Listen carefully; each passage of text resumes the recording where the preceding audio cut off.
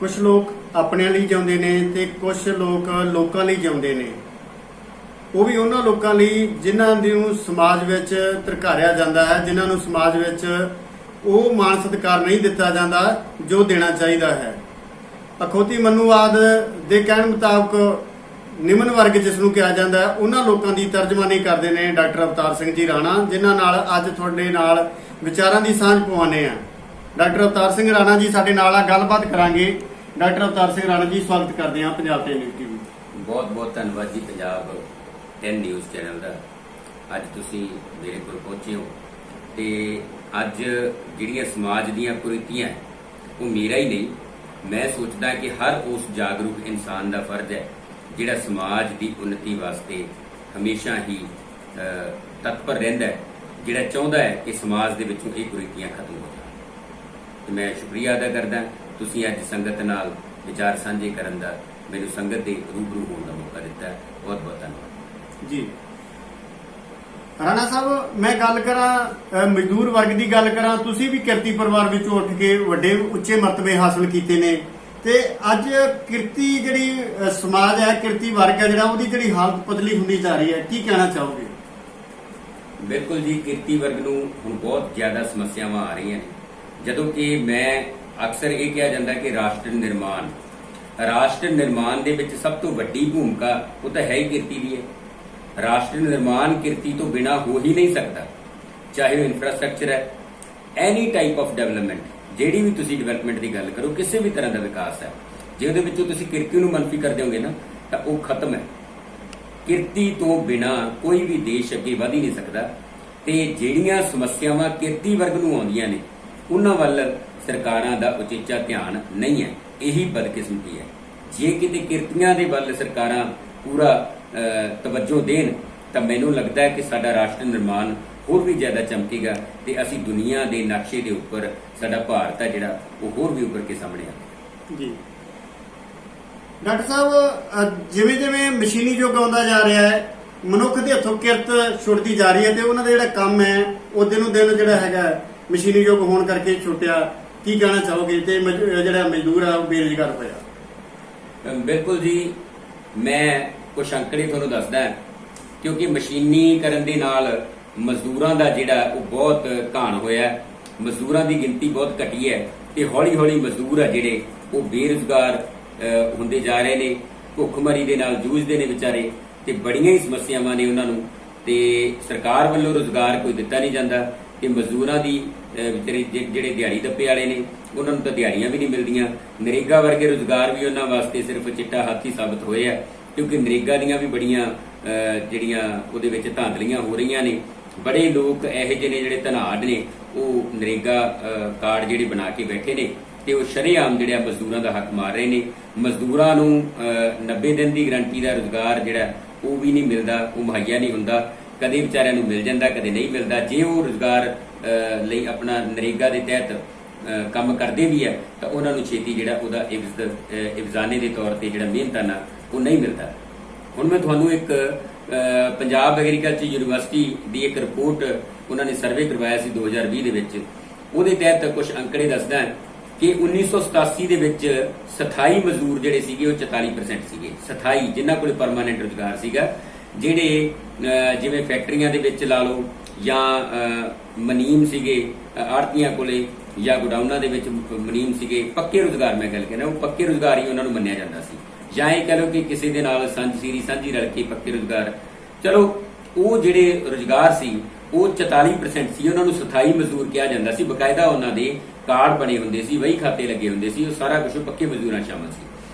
ਇਹ 44% ਸੀਗੇ 1987 ਚ, ਤੇ ਦਿਹਾੜੀਦਾਰ ਤੇ ਡੇਲੀ ਵੇਜ ਜਿਹੜੇ ਮਜ਼ਦੂਰ ਸੀਗੇ ਉਹ 56% ਸੀ। ਪਰ ਐਸਾ ਮਸ਼ੀਨੀਕਰਨ ਦਾ ਯੁੱਗ ਆਇਆ, ਇਹਨਾਂ ਨੇ ਮਜ਼ਦੂਰਾਂ ਦਾ ਲੱਕ ਤੋੜਤਾ। 2018 ਦੇ ਵਿੱਚ ਸਥਾਈ ਮਜ਼ਦੂਰਾਂ ਦੀ ਗਿਣਤੀ ਰਹਿ ਗਈ ਸਿਰਫ 1%, ਤੇ ਜਿਹੜੇ ਟੁੱਟਵੀਂ ਦਿਹਾੜੀ ਵਾਲੇ ਵਿਚਾਰੇ ਮਜ਼ਦੂਰ ਹੈ, ਟੁੱਟਵੀਂ ਦਿਹਾੜੀ ਮੈਂ ਤਾਂ ਕਿਹਾ ਕਦੇ ਦਿਹਾੜੀ ਲੱਗਦੀ ਹੈ, ਕਦੇ ਵਿਚਾਰਿਆਂ ਦੀ ਦਿਹਾੜੀ ਨਹੀਂ ਲੱਗਦੀ। ਉਦੋਂ ਉਹਨਾਂ ਦੇ ਬੱਚਿਆਂ ਨੂੰ ਉਹਨਾਂ ਨੂੰ ਪੁੱਛਣ ਵਾਲਾ ਹੁੰਦਾ ਹੈ ਕਿ ਰੱਬ ਕਿੱਥੇ ਵਸਦਾ। ਫਿਰ ਉਹ ਰੱਬ ਨੂੰ ਕਹਿੰਦੇ ਕਿ ਰੱਬਾ ਐਸਾ ਅਨਿਆਂ, ਐਸੀ ਨਾ ਬਰਾਬਰਤਾ ਕਿਉਂ ਇਸ ਸਮਾਜ ਦੇ ਅੰਦਰ। ਇਹ ਜਿਹੜੇ ਡੇਲੀ ਵੇਜ ਮਜ਼ਦੂਰ ਹੈ, ਟੁੱਟਵੀਂ ਦਿਹਾੜੀ ਵਾਲੇ ਮਜ਼ਦੂਰ ਆ, ਇਹ ਹੁਣ 56% ਤੋਂ ਘਟ ਕੇ 33% ਰਹਿ ਗਏ। ਤੇ ਜਿਹੜੇ 33% ਰਹਿ ਗਏ ਆ ਉਹ ਵੀ ਵੱਖਰੇ ਵੱਖਰੇ ਮੈਂ ਕਹੂੰਗਾ ਕਿ ਕਿੱਤਿਆਂ ਦੇ ਵਿੱਚ ਮਸ਼ਰੂਫ ਹੈ। ਕੋਈ ਤਾਂ ਵਿਚਾਰੇ ਦਿਹਾੜੀ ਦੱਪਾ ਕਰਦੇ ਆ, ਉਸਾਰੀ ਦਾ ਕੰਮ ਕਰਕੇ, ਉਹਨਾਂ ਦੀ ਜਿਹੜੀ ਗਿਣਤੀ ਹੈਗੀ ਉਹ 15% ਅਨੁਪਾਤ ਹੈ। 10% ਅਨੁਪਾਤ ਮਜ਼ਦੂਰਾਂ ਦਾ ਡੇਲੀ ਵੇਜ ਵਾਲਿਆਂ ਦਾ ਉਹ ਭੱਠਿਆਂ ਤੇ ਕੰਮ ਕਰਦੇ ਆ, ਤੇ 8% ਮਜ਼ਦੂਰ ਜਿਹੜੇ ਡੇਲੀ ਵੇਜ ਵਾਲੇ ਆ ਉਹ ਘਰੇਲੂ ਘਰਾਂ ਦੇ ਵਿੱਚ ਘਰੇਲੂ ਕੰਮ ਕਰਦੇ ਆ ਦਿਹਾੜੀ ਦੱਪੇ ਦਾ। ਇਸ ਕਰਕੇ ਮਜ਼ਦੂਰਾਂ ਦੇ ਉੱਪਰ ਮਸ਼ੀਨੀਕਰਨ ਦਾ ਜਿਹੜਾ ਉਹ ਬਹੁਤ ਵੱਡਾ ਅਸਰ ਪੈ ਰਿਹਾ, ਤੇ ਮਸ਼ੀਨੀਕਰਨ ਨੇ ਮਜ਼ਦੂਰਾਂ ਦਾ ਲੱਕ ਤੋੜਤਾ ਹੈ। ਤੇ ਆਉਣ ਵਾਲੇ ਸਮੇਂ ਦੇ ਵਿੱਚ ਜਿਸ ਤਰੀਕੇ ਨਾਲ ਤਕਨਾਲੋਜੀ ਵੱਧ ਰਹੀ ਹੈ, ਇਸ ਹਿਸਾਬ ਨਾਲ ਤਾਂ ਮਜ਼ਦੂਰਾਂ ਦਾ ਜਿਹੜਾ ਉਹ ਅੱਗੇ ਸਰਕਾਰਾਂ ਨੂੰ, ਜੇ ਨਾ ਸਰਕਾਰਾਂ ਨੇ ਨਾ ਤਵੱਜੋ ਦਿੱਤੀ ਤਾਂ ਮਜ਼ਦੂਰਾਂ ਦਾ ਬਹੁਤ ਹੀ ਬੁਰਾ ਹਾਲ ਹੋਣ ਵਾਲਾ। ਜੀ, ਤੁਸੀਂ ਅੰਕੜਿਆਂ ਸਹਿਤ ਗੱਲ ਕੀਤੀ ਹੈ ਮਜ਼ਦੂਰਾਂ ਦੀ। ਅੱਜ ਕੱਲ ਜਿਹੜਾ ਝੋਨਾ ਲਵਾਈ ਨੂੰ ਲੈ ਕੇ ਜਿਹੜਾ ਸਾਡਾ ਲੇਬਰ ਵਰਗ ਹੈ, ਜਿਹੜਾ ਪਿੰਡਾਂ 'ਚ ਰਹਿੰਦਾ ਲੇਬਰ ਵਰਗ ਹੈ, ਉਹ ਝੋਨਾ ਲਵਾਈ ਨੂੰ ਲੈ ਕੇ ਕਈ ਤਰ੍ਹਾਂ ਦੇ ਮਤੇ ਪਾਏ ਜਾ ਰਹੇ ਨੇ। ਉਧਰੋਂ ਕਿਸਾਨ ਵਰਗ ਵੱਲੋਂ ਵੀ ਪਾਏ ਜਾ ਰਹੇ ਨੇ, ਉਧਰੋਂ ਮਜ਼ਦੂਰ ਵਰਗ ਵੱਲੋਂ ਵੀ ਪਾਏ ਜਾ ਰਹੇ ਨੇ। ਤੇ ਡਾਕਟਰ ਅਵਤਾਰ ਸਿੰਘ ਰਾਣਾ ਕੀ ਸੋਚਦੇ ਨੇ ਇਸ ਗੱਲ ਬਾਰੇ? ਦੇਖੋ, ਇਹਦੇ ਰਿਗਾਰਡਿੰਗ ਪਿਛਲੇ ਸੀਜ਼ਨ ਦੇ ਵਿੱਚ ਵੀ ਮੇਰਾ ਆਰਟੀਕਲ ਲੱਗਿਆ ਸੀਗਾ, ਅਜੀਤ ਅਖਬਾਰ ਨੇ ਕਵਰ ਕੀਤਾ ਸੀਗਾ। ਪੰਚਾਇਤਾਂ ਵੱਲੋਂ ਪਾਏ ਜਾਂਦੇ ਗੈਰ ਸੰਵਿਧਾਨਕ ਮਤੇ, ਇਹ ਮਤੇ ਜਿਹੜੇ ਆ ਉਹ ਗੈਰ ਸੰਵਿਧਾਨਕ ਹੈ। ਤੁਸੀਂ ਕਿਸੇ ਦਾ ਹੱਕ ਮਾਰਨ ਲਈ ਗੈਰ ਸੰਵਿਧਾਨਕ ਮਤਾ ਨਹੀਂ ਪਾ ਸਕਦੇ। ਇਹ ਪੰਚਾਇਤਾਂ ਦੇ ਅਧਿਕਾਰ ਖੇਤਰ ਦੇ ਵਿੱਚ ਨਹੀਂ ਹੈਗਾ। ਉਲਟਾ ਤੁਸੀਂ ਧਮਕੀ ਦਿੰਦੇ ਹੋ ਕਿ ਅਸੀਂ ਬਾਈਕਾਟ ਕਰਾਂਗੇ ਜਿਹੜਾ ਇਸ ਮਤੇ ਦੀ ਉਲੰਘਣਾ ਕਰੇਗਾ। ਇਹ ਬਹੁਤ ਵੱਡਾ ਕਾਨੂੰਨੀ ਅਪਰਾਧ ਹੈ। ਮੈਂ ਤਾਂ ਇਹ ਕਹੂੰਗਾ ਕਿ ਜਦੋਂ ਤੁਸੀਂ ਕਿਸੇ ਮਜ਼ਦੂਰ ਦਾ, ਖਾਸ ਕਰਕੇ ਐਸਸੀ ਵਰਗ ਦਾ ਜੋ ਤੁਸੀਂ ਬਾਈਕਾਟ ਕਰਦੇ ਆ, ਤਾਂ ਉਹ SC ST ਐਕਟ ਦੀ ਧਾਰਾ ਦੇ ਹੇਠ ਆਉਂਦਾ ਹੈ, ਤੇ ਉਹਦੇ ਤੇ ਪਰਚਾ ਦਰਜ ਹੋਣਾ ਚਾਹੀਦਾ SC ST ਐਕਟ ਦਾ, ਤੇ ਐਸੀ ਪੰਚਾਇਤ ਨੂੰ ਮੁਅੱਤਲ ਕਰ ਦੇਣਾ ਚਾਹੀਦਾ ਜਿਹੜੇ ਇਸ ਤਰ੍ਹਾਂ ਦੇ ਬੇਹੂਦੇ ਮਤੇ ਪਾਉਂਦੇ ਆ। ਪਰ ਮੈਂ ਨਾਲ ਦੀ ਨਾਲ ਮਜ਼ਦੂਰਾਂ ਨੂੰ ਵੀ ਕਹਿਣਾ ਚਾਹਣਾ ਹੈ ਕਿ ਕਈ ਵਾਰ ਕੀ ਹੁੰਦਾ ਹੈ ਕਿ ਮਜ਼ਦੂਰ ਜਿਹੜੇ ਆ ਉਹ ਮਜ਼ਦੂਰਾਂ ਦੀਆਂ ਜਿਹੜੀਆਂ ਜਥੇਬੰਦੀਆਂ ਹੁੰਦੀਆਂ ਨੇ, ਉਹਨਾਂ ਦੇ ਕੁਝ ਆਗੂ ਹੁੰਦੇ ਨੇ ਜਿਹੜੇ ਆਪਣੀ ਸਿਰਫ ਨਾਮ ਚਮਕਾਉਣ ਦੇ ਲਈ ਉਹ ਪਿੰਡਾਂ ਦੀ ਭਾਈਚਾਰਕ ਸਾਂਝ ਹੈ ਜਿਹੜੀ ਉਹ ਦੋਨਾਂ ਹੀ ਤਰ੍ਹਾਂ ਦੇ, ਕਿਸਾਨ ਆਗੂ ਵੀ ਤੇ ਮਜ਼ਦੂਰ ਆਗੂ ਵੀ, ਉਹ ਜਾਣਬੁੱਝ ਕੇ ਇੱਕ ਪਾੜਾ ਐਸਾ ਕ੍ਰੀਏਟ ਕਰ ਦਿੰਦੇ ਨੇ। ਫਾਰ ਐਗਜ਼ਾਮਪਲ, ਕਿਸਾਨ ਆਗੂ ਕਹਿੰਦਾ ਕਿ ਅਸੀਂ 2500 ਤੋਂ ਵੱਧ ਨਹੀਂ ਦੇਣਾ, ਤੇ ਉਧਰੋਂ ਮਜ਼ਦੂਰ ਆਗੂ ਕਹਿੰਦਾ ਕਿ ਅਸੀਂ 8000 ਏਕੜ ਦਾ ਲੈਣਾ ਝੋਨਾ ਲਵਾਈ। ਇਹ ਦੋਨੋਂ ਹੀ, ਮੈਨੂੰ ਲੱਗਦਾ ਹੈ ਕਿ ਇਹ ਦੋਨੋਂ ਹੀ ਗਲਤ ਹੈ।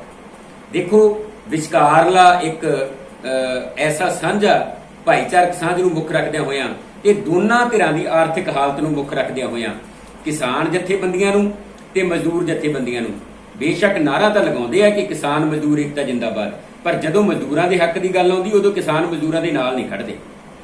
ਕਿਸਾਨਾਂ ਨੂੰ ਚਾਹੀਦਾ ਹੈ ਕਿ ਮਜ਼ਦੂਰ ਜਥੇਬੰਦੀਆਂ ਦੇ ਨਾਲ ਰਾਬਤਾ ਕਰਕੇ ਇਹ ਜਿਹੜੇ ਲਗਾਤਾਰ ਮਤੇ ਪੈ ਰਹੇ ਆ ਦੋਨਾਂ ਧਿਰਾਂ ਵੱਲੋਂ, ਕਿਸਾਨ ਜਥੇਬੰਦੀ ਵੱਲੋਂ ਵੀ ਤੇ ਮਜ਼ਦੂਰ ਜਥੇਬੰਦੀਆਂ ਵੱਲੋਂ ਵੀ, ਇਹਨਾਂ ਦੋਨਾਂ ਧਿਰਾਂ ਨੂੰ, ਕਿਸਾਨ ਜਥੇਬੰਦੀ ਨੂੰ ਤੇ ਖੇਤ ਮਜ਼ਦੂਰ ਯੂਨੀਅਨ ਨੂੰ ਮਿਲ ਕੇ ਇੱਕ ਵਿਚਕਾਰਲਾ ਰਸਤਾ ਕੱਢ ਲੈਣਾ ਚਾਹੀਦਾ, ਹੱਲ ਕੱਢ ਲੈਣਾ ਚਾਹੀਦਾ ਜਿਹੜਾ ਦੋਨਾਂ ਧਿਰਾਂ ਨੂੰ ਜਾਇਜ਼ ਲੱਗੇ। ਫਾਰ ਐਗਜ਼ਾਮਪਲ, ਕੋਈ 4000 4500 ਜਾਂ 4000 ਤੋਂ 5000 ਦੇ ਵਿੱਚ ਜਿਹੜਾ ਰੇਟ ਆ ਉਹ ਤੈਅ ਹੋ ਜਾਣਾ ਚਾਹੀਦਾ, ਕਿਉਂਕਿ ਇਹ ਦੋਨਾਂ ਹੀ ਧਿਰਾਂ ਲਈ ਸਹੀ ਹੈ। ਨਾ ਹੀ ਤਾਂ ਜ਼ਿਆਦਾ ਮਜ਼ਦੂਰ ਮੰਗੇ ਤੇ ਨਾ ਹੀ ਜਿਹੜਾ ਘੱਟ ਹੈ ਉਹ ਕਿਸਾਨ ਦੇਵੇ। ਕਿਸਾਨ ਨੂੰ ਵੀ ਮਜ਼ਦੂਰ ਦਾ ਧਿਆਨ ਰੱਖਣਾ ਚਾਹੀਦਾ ਤੇ ਮਜ਼ਦੂਰ ਨੂੰ ਵੀ ਕਿਸਾਨ ਦਾ ਧਿਆਨ ਰੱਖਣਾ ਚਾਹੀਦਾ। ਦੋਨਾਂ ਧਿਰਾਂ ਦੀ ਜਦੋਂ ਆਪਸੀ ਪ੍ਰੇਮ ਭਾਵਨਾ ਜਾਂ ਭਾਈਚਾਰਕ ਸਾਂਝ ਵਧੇਗੀ ਤਾਂ ਉਹ ਪ੍ਰੇਮ ਨਾਲ ਹੀ ਵਧਣੀ ਹੈ। ਇਸ ਤਰ੍ਹਾਂ ਦੇ ਮਤੇ ਪਾ ਕੇ ਜਦੋਂ ਦੋਨੋਂ ਧਿਰਾਂ ਮਤੇ ਪਾਉਣਗੀਆਂ ਤਾਂ ਇਹਦੇ ਨਾਲ ਬਲਕਿ ਉਲਟਾ ਪਾੜਾ ਵਧੇਗਾ, ਇਹਦੇ ਨਾਲ ਅਰਾਜਕਤਾ ਫੈਲੇਗੀ। ਡਾਕਟਰ ਸਾਹਿਬ, ਪੰਜਾਬ ਸਰਕਾਰ ਨੇ ਵੀ ਐਲਾਨ ਕੀਤਾ ਹੁਣ ਕਿ ਜਿਹੜੀ ਪੰਚਾਇਤੀ ਜ਼ਮੀਨ ਹੈ ਉਹਨੂੰ ਨਜਾਇਜ਼ ਕਬਜ਼ੇ ਛਡਾਏ ਜਾਣ। ਦੂਜਾ 2 ਨੰਬਰ ਤੇ ਜਿਹੜੀ ਸਾਡੀ ਐਸਸੀ ਭਾਈਚਾਰੇ ਦੀ ਜ਼ਮੀਨ ਹੁੰਦੀ ਆ ਉਹਨੂੰ ਸਾਡੇ ਲੋਕ ਕਿਵੇਂ ਲੈਣ, ਜਦੋਂ ਕਿ ਉੱਥੇ ਜਿਹੜੇ ਧਨਾੜ ਲੋਕ ਬੈਠੇ ਆ ਉਹ ਲੈਣ ਹੀ ਨਹੀਂ ਦਿੰਦੇਗੇ ਉਹਨੂੰ। ਤੋਂ ਜਿਹੜਾ ਐਸੀ ਜ਼ਮੀਨ ਆ, ਤੀਜੇ ਹਿੱਸੇ ਦੀ ਜ਼ਮੀਨ ਆ, ਉਹਦੇ ਬਾਰੇ ਤੁਸੀਂ ਕੀ ਸੋਚਦੇ ਹੋ ਵੀ ਮਜ਼ਦੂਰ ਵਰਗ ਉਹਦੇ ਤੇ ਕਿਵੇਂ ਕਾਬਜ਼ ਹੋਵੇ, ਕਿਵੇਂ ਉਹ ਉਸ ਨੂੰ ਅੱਗੇ ਜਾ ਕੇ ਉਹਦੇ ਤੇ ਪੈਦਾਵਾਰ ਲਵੇ? ਇਹ ਤਾਂ ਜੀ ਕਲੀਅਰ ਕੱਟ ਦੇਖੋ, ਐਜ਼ ਪਰ ਲਾਅ ਹੀ ਐਸਟੈਬਲਿਸ਼ਡ ਲਾਅ ਹੈਗਾ। ਪੰਜਾਬ ਲੈਂਡ ਰਿਫਾਰਮਸ ਐਕਟ 1972 ਹੈ ਜਿਹੜਾ, ਉਹਦੇ ਤਹਿਤ ਇਹ ਨਿਰਧਾਰਿਤ ਹੈ ਕਿ ਜਿਹੜਾ ਸਰਕਾਰੀ ਜ਼ਮੀਨਾਂ ਹੈ, ਜਿੰਨੀਆਂ ਵੀ ਪੰਚਾਇਤੀ ਜ਼ਮੀਨਾਂ ਹੈ, ਈਵਨ ਸ਼ਾਮਲਾਟ ਹੈ, ਉਹਨਾਂ ਦੇ ਵਿੱਚ ਜਿਹੜਾ 1/3 ਹਿੱਸਾ ਉਹ ਐਸੀ ਸਮਾਜ ਦਾ ਹੈ। ਇੱਥੋਂ ਤੱਕ ਕਿ ਨਜ਼ੂਲ ਲੈਂਡ ਸੁਸਾਇਟੀਆਂ ਨੂੰ ਜਿਹੜੀ ਜ਼ਮੀਨ ਮਿਲੀ ਹੋਈ ਆ ਉਹ ਤਾਂ ਹੈ ਹੀ ਐਸੀ ਸਮਾਜ ਦੀ ਸਾਰੀ ਦੀ ਸਾਰੀ। ਨਜ਼ੂਲ ਲੈਂਡ ਸੁਸਾਇਟੀ ਕਈ ਰਿਆਸਤਾਂ ਦੇ ਵਿੱਚ ਜਿਹੜੀ ਹੈ ਉਹ ਜ਼ਮੀਨ ਐਸੀ ਪਰਿਵਾਰਾਂ ਨੂੰ ਦਿੱਤੀ ਹੋਈ ਹੈ। ਇਸ ਕਰਕੇ ਇਹ ਸੈਟਲਡ ਲਾਅ ਹੈ ਕਿ 1/3 ਹਿੱਸਾ ਜਿਹੜਾ ਪੰਚਾਇਤੀ ਜ਼ਮੀਨਾਂ ਦਾ ਉਹ ਸਰਕਾਰਾਂ ਨੂੰ ਚਾਹੀਦਾ ਹੈ ਕਿ ਉਹ ਸਰਕਾਰੀ ਰੇਟ ਤੇ, ਅਕਸਰ ਕੀ ਹੁੰਦਾ ਹੈ ਕਿ ਹੁਣ ਜਦੋਂ ਖੇਤ ਮਜ਼ਦੂਰ ਜਥੇਬੰਦੀਆਂ ਜਾਗ ਪਈਆਂ, ਉਹ ਕਹਿੰਦੀਆਂ, ਜਿਵੇਂ ਇੱਕ ਜ਼ਮੀਨ ਪ੍ਰਾਪਤੀ ਸੰਘਰਸ਼ ਕਮੇਟੀ ਬਣੀ ਹੈ, ਸੰਗਰੂਰ ਦੇ ਬਾਲਦ ਕਲਾਂ ਦੇ ਵਿੱਚ ਬੜਾ ਤਕੜਾ ਉਹਨਾਂ ਨੂੰ ਯੁੱਧ ਲੜਨਾ ਪਿਆ, ਉੱਥੇ ਕਤਲ ਵੀ ਹੋਏ ਨੇ, ਪਰਚੇ ਵੀ ਬੜੇ ਦਰਜ ਹੋਏ ਨੇ ਗਰੀਬਾਂ ਤੇ ਅਤਿਆਚਾਰ ਵੀ, ਤਸ਼ੱਦਦ ਵੀ ਬੜਾ ਹੋਇਆ, ਪਰ ਉਹ ਲੱਗੇ ਰਹੇ, ਉਹਨਾਂ ਨੇ ਸੰਘਰਸ਼ ਕੀਤਾ ਤੇ ਉਹਨਾਂ ਨੇ ਆਪਣੇ ਹਿੱਸੇ ਦੀ ਜ਼ਮੀਨ ਜਿਹੜੀ ਉਹ ਲੈਣ ਦੇ ਵਿੱਚ ਕਾਮਯਾਬ ਹੋਏ। ਹੁਣ ਜਦੋਂ ਇਹਨਾਂ ਨੂੰ ਪਤਾ ਲੱਗ ਗਿਆ ਧਨਾਡਾ ਨੂੰ ਕਿ ਭਾਈ ਮਜ਼ਦੂਰ ਜਿਹੜੇ ਆ, ਖੇਤ ਮਜ਼ਦੂਰ, ਉਹ ਜਾਗ ਪਏ ਆ, ਹੁਣ ਇਹ ਕੀ ਕਰਦੇ ਆ, ਡੰਮੀ ਬੋਲੀ ਲਗਾਉਣੀ ਸ਼ੁਰੂ ਕਰ ਦਿੰਦੇ ਆ। ਜਦੋਂ ਬੋਲੀ ਹੁੰਦੀ ਹੈ ਉੱਥੇ ਆਪਣੇ ਬੰਦੇ ਖੜਾ ਦਿੰਦੇ, ਰੇਟ ਪਿੱਛੋਂ ਬੈਕ ਤੋਂ। ਜਦੋਂ ਬੋਲੀ ਦਾ ਅਰਥ ਹੁੰਦਾ ਕਿ ਜਿੰਨੀ ਕੋਈ ਵੱਧ ਕੀਮਤ ਦੇਊਗਾ, ਉਹ ਬੋਲੀ ਇੰਨੀ ਵਧਾ ਦਿੰਦੇ ਆ ਕਿ ਗਰੀਬ ਵਿਚਾਰੇ ਦੇ ਹੱਥ ਵਸ ਨਹੀਂ ਰਹਿੰਦਾ। ਇਸ ਕਰਕੇ ਸਰਕਾਰਾਂ ਨੂੰ ਚਾਹੀਦਾ ਹੈ ਕਿ ਜਿਹੜੀ 1/3 ਹਿੱਸਾ ਜ਼ਮੀਨ ਹੈ ਨਾ, ਉਹਦੇ ਤੇ ਸਰਕਾਰੀ ਨਿਯੰਤਰਣ ਰੱਖ ਕੇ ਬੋਲੀ ਕਰਵਾਈ ਜਾਵੇ।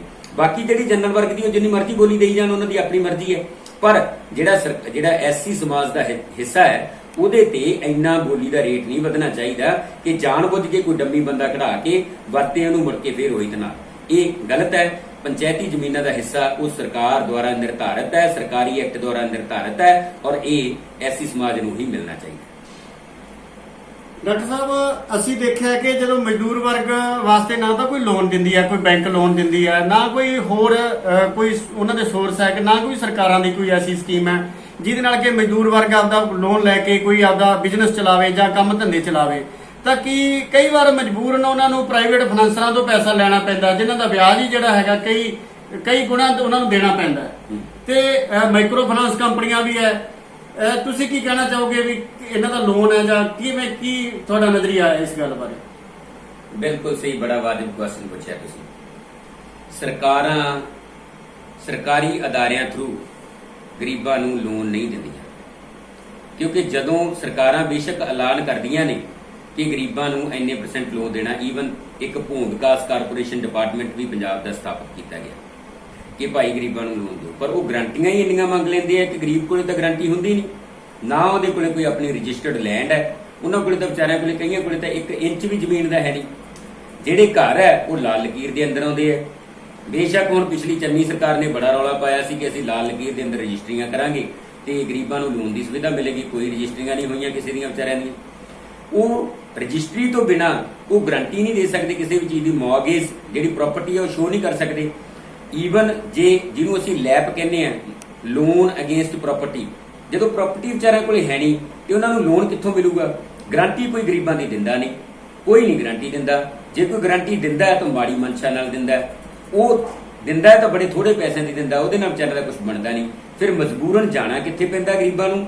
ਮਜਬੂਰਨ ਫਿਰ ਉਹਨਾਂ ਦੀ ਐਕਸਪਲਾਈਟੇਸ਼ਨ ਹੁੰਦੀ ਹੈ, ਉਹਨਾਂ ਦਾ ਸ਼ੋਸ਼ਣ ਹੁੰਦਾ ਹੈ ਇੱਕ ਇਨਡਾਇਰੈਕਟ ਚੈਨਲ ਦੇ ਥਰੂ। ਉਹ ਇਨਡਾਇਰੈਕਟ ਚੈਨਲ ਹੈਗਾ ਮਾਈਕਰੋ ਫਾਈਨਾਂਸ ਕੰਪਨੀਆਂ। ਅੱਜ ਇਸ ਵੇਲੇ ਪੰਜਾਬ ਦੇ ਵਿੱਚ ਹਰ ਪਿੰਡ ਦੇ ਵਿੱਚ ਪੂਰੀ, ਮੈਂ ਕਹਿੰਦਾ ਕਿ ਜਿਹਨੂੰ ਅਸੀਂ ਕਹਿੰਦੇ ਕਿ ਧੂਮ ਮਚਾਈ ਹੋਈ ਆ ਮਾਈਕਰੋ ਫਾਈਨਾਂਸ ਕੰਪਨੀਆਂ ਨੇ। ਲੋਕਾਂ ਨੂੰ ਇਕੱਠੇ ਕਰਦੇ ਆ, ਪਿੰਡ ਦੇ ਵਿੱਚੋਂ ਕੋਈ ਮੋਹਤਬਰ ਵਿਅਕਤੀ ਚੁਣ ਲੈਂਦੇ ਆ, ਉਹਨੂੰ ਜ਼ਿੰਮੇਵਾਰ ਬਣਾ ਦਿੰਦੇ ਕਿ ਭਾਈ ਅਸੀਂ ਤੈਨੂੰ ਕਹਿਣਾ ਜੇ ਫਲਾਣੇ ਬੰਦੇ ਨੇ ਪੈਸੇ ਨਾ ਦਿੱਤੇ। ਉਹ ਲੋਨ ਦਿੰਦੇ ਨੇ, ਉਹ ਲੋਨ ਸੌਖਾ ਦੇ ਦਿੰਦੇ ਨੇ। ਗਰੀਬਾਂ ਨੂੰ ਆਏ ਹੁੰਦਾ ਕਿ ਚੱਲੇ ਕੋਈ ਗਰੰਟੀ ਮੰਗਦੇ ਨਹੀਂ, ਲੈ ਲਓ। ਪਰ ਜਦੋਂ ਬਾਅਦ ਦੇ ਵਿੱਚ ਪਤਾ ਲੱਗਦਾ ਉਹ 30 ਤੋਂ 35% ਦੇ ਕਰੀਬ ਵਿਆਜ ਲਾਉਂਦੇ ਨੇ। ਜਦੋਂ ਕਲੈਕਟਿਵਲੀ ਕੋਲੈਬੋਰੇਟਿਵਲੀ ਅਸੀਂ ਦੇਖਦੇ ਹਾਂ ਨਾ, ਕਲੈਕਟਿਵਲੀ ਐਗਰੀਗੇਟਡ ਪੁਆਇੰਟ ਆਫ ਵਿਊ ਨਾਲ ਦੇਖੀਏ ਤਾਂ ਉਹ 30 ਤੋਂ 35% ਜਿਹੜਾ ਵਿਆਜ ਰੇਟ ਪੜਦਾ ਹੈ। ਦੂਜੇ ਪਾਸੇ ਸਰਕਾਰਾਂ ਨੇ ਜ਼ਿਮੀਂਦਾਰਾਂ ਨੂੰ ਬਚਾਉਣ ਲਈ ਆੜ੍ਹਤੀਆਂ ਨੂੰ ਕਹਿਤਾ ਕਿ 1.5% ਤੋਂ ਵੱਧ ਤੁਸੀਂ ਲੋਨ ਨਹੀਂ ਲੈ ਸਕਦੇ, ਵਿਆਜ ਨਹੀਂ ਲਗਾ ਸਕਦੇ। ਤੇ ਗਰੀਬ ਵਿਚਾਰੇ ਹੈ ਉਹ 30-35% ਜੇ ਉਹ ਕਿਸੇ ਸ਼ਾਹੂਕਾਰ ਤੋਂ ਜਾਂ ਕਿਸੇ ਜ਼ਿਮੀਂਦਾਰ ਤੋਂ ਜਾਂ ਕਿਸੇ ਆੜ੍ਹਤੀਏ ਤੋਂ ਫੜਦੇ ਆ ਜਾਂ ਕਿਸੇ ਪ੍ਰਾਈਵੇਟ ਆਪਣੇ ਕਿਸੇ ਹੋਰ ਜਾਣਕਾਰ ਤੋਂ ਫੜਦੇ ਆ ਤਾਂ ਉਹਨਾਂ ਨੂੰ 5 ਰੁਪਏ ਪ੍ਰਤੀ ਸੈਂਕੜਾ, 10 ਰੁਪਏ ਪ੍ਰਤੀ ਸੈਂਕੜਾ ਵੀ ਵਿਆਜ ਦਿੱਤਾ ਜਾ ਰਿਹਾ। ਦੇਖੋ ਐਡੀ ਵੱਡੀ ਲੁੱਟ ਗਰੀਬ ਵਰਗ ਵਾਲੇ ਤਾਂ ਕੋਈ ਦੇਖ ਕੇ ਰਾਜੀ ਨਹੀਂ। ਪਤਾ ਨਹੀਂ ਕਿਉਂ ਇੰਨੀ ਨਾ ਬਰਾਬਰਤਾ। ਬੇਸ਼ੱਕ ਸਾਡਾ ਸੰਵਿਧਾਨ ਸਮਾਨਤਾ ਦੀ ਗੱਲ ਕਰਦਾ ਹੈ, ਪਰ ਸੰਵਿਧਾਨ ਨੂੰ ਲਾਗੂ ਕਰਨ ਵਾਲੇ ਬਹੁਤ ਹੀ ਬਦਨੀਤੇ ਹੋ ਚੁੱਕੇ ਹੈ। ਮੈਂ ਮੁਆਫੀ ਚਾਹੁੰਦਾ, ਮੈਨੂੰ ਇਹ ਲਫ਼ਜ਼ ਬੋਲਣੇ ਪੈ ਰਹੇ ਹੈ। ਜੇ ਅਸੀਂ ਮਜ਼ਦੂਰ ਵਰਗ ਦੀ ਕੇਅਰ ਨਾ ਕੀਤੀ ਤਾਂ ਆਉਣ ਵਾਲੇ ਸਮੇਂ ਦੇ ਵਿੱਚ ਵੱਡੀ ਅਰਾਜਕਤਾ ਜਿਹੜੀ ਫੈਲੇਗੀ। ਰਹੀ ਗੱਲ ਮਾਈਕਰੋ ਫਾਈਨਾਂਸ ਕੰਪਨੀਆਂ ਦੀ, ਸਰਕਾਰਾਂ ਜਿਹੜੇ ਮਾਈਕਰੋ ਫਾਈਨਾਂਸ ਕੰਪਨੀਆਂ ਤੋਂ ਲੋਨ ਲੈਂਦੇ ਨੇ, ਹੁਣ ਇੱਕ ਗੱਲ ਇੱਥੇ ਹੋਰ ਸਾਂਝੀ ਕਰੂੰਗਾ ਕਿ ਗਰੀਬਾਂ ਦੇ ਸਿਰ ਤੇ ਵੀ ਕਰਜ਼ੇ ਹੈਗੇ ਆ। ਮੈਂ ਇੱਕ ਤੁਹਾਨੂੰ ਰਿਪੋਰਟ ਦੱਸਦਾ, 2017 ਦੇ ਵਿੱਚ ਬਠਿੰਡੇ ਦੀ ਇੱਕ ਖੇਤ ਮਜ਼ਦੂਰ ਯੂਨੀਅਨ ਸੀਗੀ, ਉਹਨੇ ਸਰਵੇ ਕਰਵਾਇਆ 2017 ਦੇ ਵਿੱਚ। ਉਹਨਾਂ ਨੇ ਸਰਵੇ ਕਰਕੇ ਇਹ ਪਾਇਆ ਕਿ ਹਰ ਗਰੀਬ ਮਜ਼ਦੂਰ ਪਰਿਵਾਰ ਦੇ ਸਿਰ ਤੇ ਔਸਤਨ 91,437 ਰੁਪਏ ਦਾ ਕਰਜ਼ਾ ਹੈ। ਕੌਣ ਕਹਿੰਦਾ ਹੈ ਕਿ ਗਰੀਬਾਂ ਦੇ ਸਿਰ ਕੋਈ ਕਰਜ਼ਾ ਹੀ ਨਹੀਂ?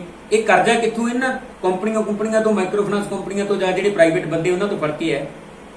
ਸਰਕਾਰਾਂ ਨੂੰ ਜਦੋਂ ਮਾਫੀ ਦੀ ਗੱਲ ਆਉਂਦੀ ਹੈ, ਉਹ ਤੁਸੀਂ ਦੇਖੋ ਕਿ ਹਜ਼ਾਰਾਂ ਕਰੋੜ ਰੁਪਈਆ ਜਿਹੜਾ ਉਹ ਕਿਸਾਨਾਂ ਦਾ, ਜ਼ਿਮੀਂਦਾਰਾਂ ਦਾ, ਜਾਂ ਫੈਕਟਰੀ ਜਿਹੜੇ ਉਦਯੋਗਪਤੀ ਆ ਉਹਨਾਂ ਦਾ ਮਾਫ ਹੋ ਜਾਂਦਾ। ਅਡਾਨੀਆਂ ਬਾਨੀਆਂ ਦਾ ਜਾਂ ਵੱਡੇ ਉਦਯੋਗਪਤੀਆਂ ਦਾ ਤਾਂ ਪਤਾ ਹੀ ਨਹੀਂ ਕਿੰਨਾ ਕੁ ਮਾਫ ਕੀਤਾ। ਜਦੋਂ ਗਰੀਬਾਂ ਦੀ ਗੱਲ ਆਉਂਦੀ ਹੈ, ਉਹ ਕਹਿੰਦੇ ਜੀ ਇਹ ਤਾਂ ਗੈਰ ਸਰਕਾਰੀ ਅਦਾਰਿਆਂ ਤੋਂ ਕਰਜ਼ਾ ਲੈਂਦੇ ਆ, ਇਹ ਅਸੀਂ ਕਿਉਂ ਦਈਏ? ਜੇ ਸਰਕਾਰੀ ਅਦਾਰਿਆਂ ਤੋਂ ਗਰੀਬ ਕਰਜ਼ਾ ਲੈਂਦੇ ਤਾਂ ਅਸੀਂ ਜ਼ਰੂਰ ਮਾਫ ਕਰਦੇ। ਹੁਣ ਗੱਲ ਫੇਰ ਉੱਥੇ ਹੀ ਆ ਗਈ ਕਿ ਸਰਕਾਰੀ ਅਦਾਰੇ ਫਾਰਮੈਲਿਟੀਆਂ ਇੰਨੀਆਂ ਬਣਾ ਦਿੰਦੇ ਆ, ਸਰਕਾਰੀ ਅਦਾਰੇ ਗਰੀਬ ਨੂੰ ਕਰਜ਼ਾ ਦਿੰਦੇ ਨਹੀਂ, ਮਜਬੂਰ ਨੂੰ ਵਿਚਾਰਿਆਂ ਨੂੰ ਪ੍ਰਾਈਵੇਟ ਏਜੰਸੀਆਂ ਤੋਂ ਕਰਜ਼ਾ ਲੈਣਾ ਪੈਂਦਾ। ਉੱਥੇ ਸਰਕਾਰ ਇਹ ਕਹਿ ਦਿੰਦੀ ਹੈ ਕਿ ਭਾਈ ਇਹ ਤਾਂ ਗੈਰ ਸਰਕਾਰੀ ਅਦਾਰੇ ਦਾ ਕਰਜ਼ਾ ਹੈ, ਅਸੀਂ ਮੁਆਫ ਵੀ ਨਹੀਂ ਕਰ ਸਕਦੇ। ਗਰੀਬ ਵਿਚਾਰਾ ਹਰ ਪਾਸਿਓਂ ਪੂਰੀ ਤਰ੍ਹਾਂ ਮਾਰ ਸਹਿ ਰਿਹਾ। ਮੈਂ ਕਹਿੰਦਾ ਕਿ ਜਿੰਨਾ ਇਸ ਵੇਲੇ ਗਰੀਬ ਨਪੀੜਿਆ ਜਾ ਰਿਹਾ, ਲੱਗਦਾ ਤਾਂ ਇਦਾਂ ਹੈ ਕਿ ਗਰੀਬੀ ਹਟਾਓ ਨਹੀਂ, ਲੱਗਦਾ ਗਰੀਬਾਂ ਨੂੰ ਹਟਾਓ ਵਾਲਾ ਜਿਹੜਾ ਇਹ ਮੁਹਿੰਮ ਚੱਲ ਰਹੀ ਹੈ। ਇਹਦੇ ਤੇ ਪੂਰਾ ਮੈਂ ਕਹਿੰਦਾ ਕਿ ਸਟੇਟ ਸਰਕਾਰਾਂ ਨੂੰ, ਸੈਂਟਰ ਸਰਕਾਰ ਨੂੰ ਵੀ ਇੱਥੇ ਤਵੱਜੋ ਦੇ ਕੇ ਪੂਰੀ ਤਰ੍ਹਾਂ ਜਿਹੜਾ ਹੈ ਇਹਦੇ ਪ੍ਰਤੀ ਸੰਵੇਦਨਸ਼ੀਲ ਹੋਣਾ ਹੀ ਪਏਗਾ। ਲੋਕ ਕਹਿੰਦੇ ਸੀ ਕਿ ਨਵੀਂ ਸਰਕਾਰ ਬਣੀ ਹੈ, ਬਦਲਾਅ ਆਏਗਾ, ਪਰ ਜਿਹੜਾ ਹੈਗਾ ਐਸਸੀ ਵਰਗ ਦੀਆਂ ਜਿਹੜੀਆਂ ਬਹੁਤ ਸਾਰੀਆਂ ਪੋਸਟਾਂ ਨਿਕਲੀਆਂ ਪੰਜਾਬ ਸਰਕਾਰ ਨੇ ਕੱਢੀਆਂ ਨੇ, ਪਰ ਉਹਦੇ ਚੋਂ ਐਸਸੀ ਵਰਗ ਦਾ ਕੋਟਾ ਹੀ ਖਤਮ ਕਰ ਦਿੱਤਾ ਹੈ। ਡਾਕਟਰ ਅਵਤਾਰ ਸਿੰਘ ਰਾਣਾ ਕੀ ਕਹਿਣਾ ਚਾਹੁੰਦੇ? ਨਹੀਂ, ਇਸ ਤਰ੍ਹਾਂ ਦੀ ਗੱਲ ਨਹੀਂ ਹੈ। ਜਦੋਂ ਵੀ ਐਸਸੀ ਵਰਗ ਦੀਆਂ ਪੋਸਟਾਂ ਆਉਂਦੀਆਂ ਨੇ ਤਾਂ ਉਹਦੇ ਵਿੱਚ ਜਦੋਂ ਐਡਵਰਟਾਈਜ਼ਮੈਂਟ ਹੁੰਦੀ ਹੈ, ਉਹਦੇ ਵਿੱਚ ਬਾਈਫਰਕੇਸ਼ਨ ਕੀਤੀ ਜਾਂਦੀ ਹੈ। ਹਰ ਕੈਟੇਗਰੀ ਨੂੰ ਉਹਦਾ ਬਣਦਾ ਜਿਹੜਾ ਹੱਕ ਦਿੱਤਾ ਜਾਂਦਾ ਹੈ।